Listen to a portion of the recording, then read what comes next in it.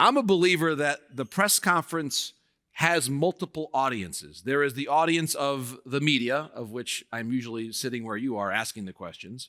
There's also the audience of the dressing room, how it's going to be received there. And certainly we've all heard plenty about that in hockey in recent weeks. And also management, so many different dimensions. And for the first clip beyond this one that I want to really get into and analyze, it's a press conference from someone that we all know very well in the hockey world about an end-of-the-year press conference about the future of a coach and how Rick Tocchet handled the question and also anticipated the next one. Well, I mean, of course you want to be back here, but there's a process you have to go through, right? I haven't really, all year I haven't breathed. I did, during the time off, I was at Four Nations. You're trying to get this team to the playoffs, dealing with a lot of stuff. So I haven't really thought of myself. I know people don't believe that's not, but sure, at nighttime you think, hey, what am I going to do? You think of those thoughts, but I do have to take a breath and go through. I think out of respect, both sides, you have to go through the process. You have to, and I understand. I know the next question is, well, how much time do you need? Like, I'm not an idiot. Like, I can't sit on a couch and it's not.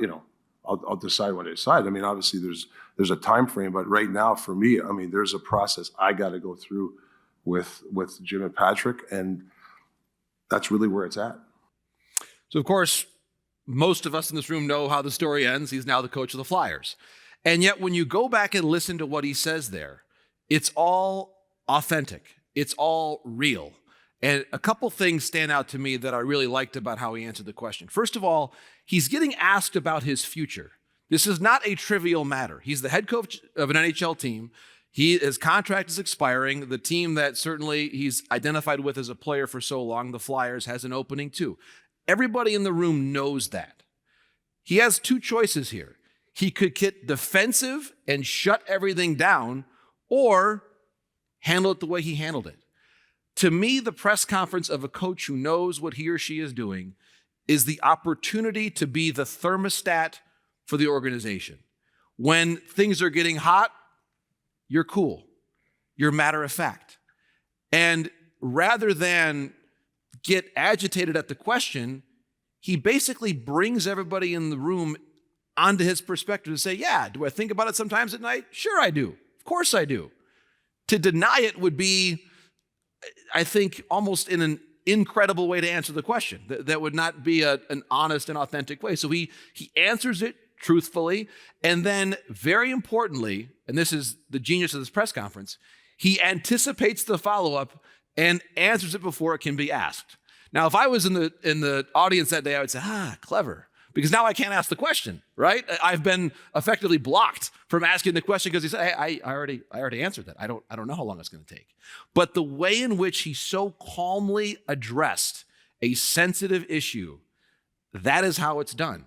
And he walked out of that room with credibility, and he walked into the Flyers with credibility. If I was either the Canucks PR person or his agent after that press conference, I would have said, well done, Doc. That's exactly how it's done. Now, the next one we're going to talk about is how to handle a tough loss. And certainly everybody in this room has been in a moment like that. And specifically, how to handle a tough loss when you believe that the outcome was not a fair one. Here is Bob Motzko after the Minnesota-UMass game in this year's NCAA tournament. For that, Ryan Chesley went down in the middle of the ice. Did you feel there was a trip that wasn't called? What'd you feel?